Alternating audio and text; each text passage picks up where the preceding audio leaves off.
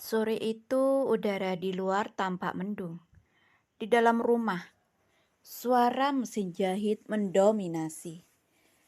Ritmis dan tanpa jeda. Rania masih dengan posisi yang sama sejak pagi. Menunduk.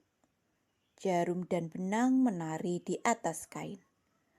Matanya sembab, tapi tetap fokus. Tiba-tiba terdengar ketukan halus di pintu. Rania menghentikan pekerjaannya dan bangkit perlahan. Saat pintu terbuka, tampak Bu Retno. "Assalamualaikum Rania. Ini ibu bawain kue dan lauk. Kayaknya kamu belum sempat masak ya," ucap Bu Retno sambil tersenyum.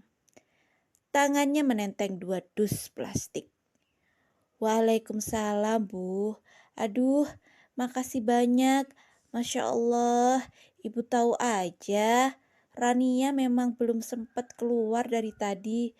Jadi gak sempat masak," kata Rania seraya mempersilahkan masuk. Mereka duduk di ruang tengah. Bu Retno memperhatikan Rania yang kembali menunduk ke mesin jahit. "Rania, sesekali istirahat nak. Jangan terlalu keras sama diri sendiri. Ibu ngerti kamu kuat. Tapi tubuh kita itu bukan mesin. Apalagi kamu itu wanita yang berhak dimuliakan, disayangi. Bukan hanya bekerja dan menanggung beban sendiri." Rania terdiam sejenak. Lalu perlahan ia menoleh. Suaranya bergetar namun tenang. "Bu Retno, sebenarnya saya sudah ditalak sama Davin." Mata Bu Retno membulat kaget. "Astagfirullah, serius nak? Subhanallah." Rania mengangguk pelan. Ditalak dan hanya diberi waktu 2 minggu untuk pergi dari rumah ini. Katanya saya nggak berkontribusi apa-apa dalam hidupnya. Bu Retno menatap Rania dengan mata berkaca-kaca. "Ya Allah Nia, sabar ya nak ya. Semua yang kamu alami pasti ada hikmahnya. Ibu tahu kamu perempuan baik. Ibu tahu bagaimana kamu memperjuangkan rumah tangga ini. Allah lihat semua itu Rania."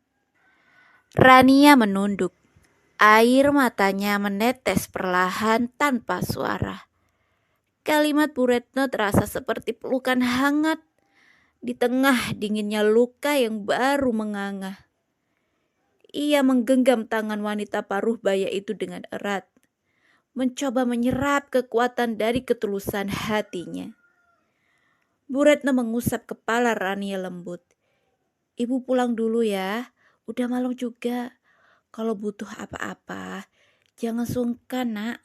Pintu rumah ibu selalu terbuka buatmu." Rania mengangguk pelan. "Terima kasih Bu. Rania gak tahu harus bilang apa. Cukup doain ibu sehat dan jadilah wanita kuat," ujar Bu Retno seraya berdiri.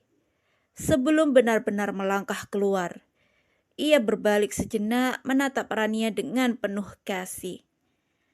"Kamu bukan perempuan lemah Nia. Justru kamu sedang dibentuk untuk jadi jauh lebih kuat dari yang kamu bayangkan." Rania menutup pintu dengan hati yang masih hangat setelah kehadiran Bu Retno. Ia duduk sejenak, mencoba menenangkan pikirannya. Namun belum lama berselang, terdengar ketukan lagi. Ia berdiri, mengira Davin telah pulang lebih cepat dari biasanya. Begitu pintu dibuka, yang tampak adalah Pak RT bersama 2 warga lainnya. Wajah mereka serius, dan itu membuat jantung Rania berdegup cepat. Assalamualaikum Bu Rania, sapa Pak RT dengan nada sopan. Waalaikumsalam Pak RT, ada apa ya? Rania tetap tenang, meski firasat buruk menyelinap. Begini Bu, maaf sebelumnya. Ada warga yang melapor kalau katanya Bu Rania memasukkan pria ke dalam rumah siang tadi. Rania membelalak, tubuhnya menegang. Apa? Saya? Memasukkan pria? Itu tidak benar, Pak. Silahkan periksa rumah saya kalau tidak percaya. Pak RT mengangguk sedikit canggung. Kami tahu ini pasti mengejutkan Bu Rania. Kami juga tidak mau berburuk sangka. Tapi karena laporan sudah masuk, kami mohon izin untuk memeriksa ke dalam rumah sebentar. Biar semuanya jelas dan tidak jadi fitnah. Silahkan Pak, saya persilahkan. Jawab Rania tegas sambil membuka pintu lebih lebar. Pak RT dan dua warga itu masuk. Mereka memeriksa ruangan demi ruangan, bahkan sampai ke dapur dan ruang belakang.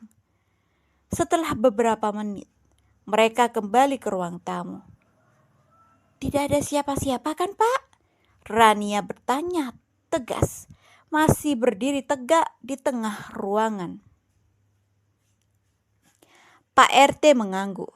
Maaf ya Bu Rania, kami hanya menjalankan tugas. Jujur saja, saya pribadi percaya sama Ibu. Ibu dikenal pekerja keras, sopan dan baik. Mungkin ada kesalahpahaman. Rania masih tertegun, lalu menatap Pak RT. Kalau boleh tahu, siapa yang melaporkan hal seperti ini, Pak? Pak RT tersenyum tipis, enggan menjawab langsung. Maaf Bu, demi menjaga kenyamanan warga, kami tidak bisa sebutkan. Tapi kami akan pantau agar tidak ada fitnah yang berlarut. Rania mengangguk lemah. Terima kasih sudah datang dan tidak langsung menghakimi. Tidak ada tanda-tanda Davin pulang malam itu. Rania hanya bisa menduga. Mungkin dia menginap di rumah ibunya. Atau lebih buruk, bersama Luna, selingkuhannya. Keesokan paginya, Rania tetap menjalani harinya seperti biasa. Ia mengantarkan baju jahitan ke pelanggan setia, lalu mampir ke warung kecil di ujung gang untuk memberi beberapa bahan dapur.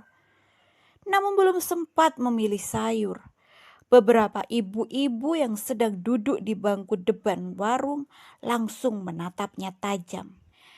Bisik-bisik yang semula pelan kini terdengar jelas. Rania, bener ya kamu udah diceraikan sama Davin? Tanya salah satu dari mereka dengan suara tinggi dan tanpa basa-basi. Rania tersenyum tipis dan menjawab tegas. Iya Bu, benar. Ibu lain menimpali cepat. Ya iyalah dicerai. Orang katanya suka selingkuh. Sering bawa laki-laki nginep kalau suaminya pergi. Gak heran Davin ceraikan kamu Nia. Rania menghentikan tangannya yang tengah memilih tomat. Matanya menatap tajam ke arah ibu itu. Maaf Bu, gosip murahan dari mana itu? Yang ada justru Davin yang selingkuh. Saya punya buktinya. Ibu itu mendengus, menoleh ke temannya, lalu berkata ketus. Alah, maling mana ada yang ngaku. Rania menarik napas panjang. Dadanya sesak, tapi wajahnya tetap tenang. Saya gak perlu mengaku Bu, karena saya bukan maling. Tapi kalau ibu mau, nanti saya tunjukkan bukti siapa sebenarnya yang khianat dalam rumah tangga saya dan Davin. Ibu-ibu itu saling pandang. Beberapa mulai tampak tak enak hati. Suasana jadi canggung seketika. Pemilik warung yang sejak tadi diam mencoba mencairkan suasana. Sudahlah Bu Ibu, jangan menghakimi orang. Kita kan gak tahu yang sebenarnya gimana. Rania ini dari dulu saya lihat rajin kerja, sopan. Anaknya juga enggak niku-niku. Mendengar dirinya dibela, Rania mengucapkan rasa terima kasihnya pada pemilik warung. Setelahnya, Rania membayar belanjaannya dan pamit dengan Anggun. Meski hatinya perih, langkahnya tetap tegak. Pembelaan paling kuat bukan hanya dengan kata, tapi dengan sikap dan kebenaran yang lambat laun akan bicara sendiri.